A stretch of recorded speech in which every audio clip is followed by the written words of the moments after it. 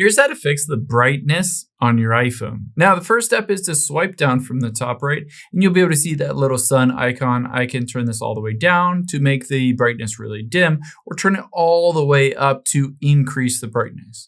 Now, if that doesn't work for you, let's head into the settings because there are some other options.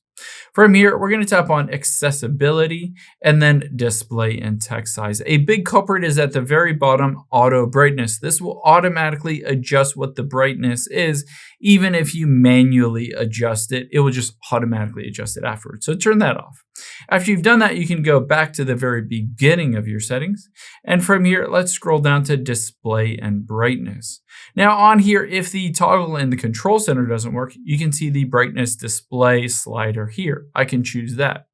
I would also recommend turning off True Tone, and if you have Night Shift turned on, this will adjust basically the coloring of your screen and maybe make it look a bit too dark or a bit too bright. So I would recommend turning that off as well. After you've done those things, if it still is an issue for you, go back to the beginning of your settings.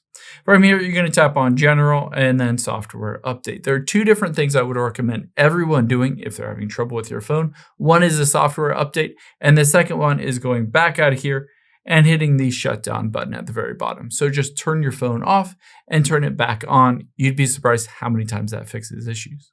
If you go through all these steps and it's still not working, in the general settings, let's tap Transfer or Reset iPhone. Tap on Reset and then hit Reset All Settings. Just enter the passcode for your phone here and go through the process of resetting all of those settings back to factory default, and that will definitely fix it.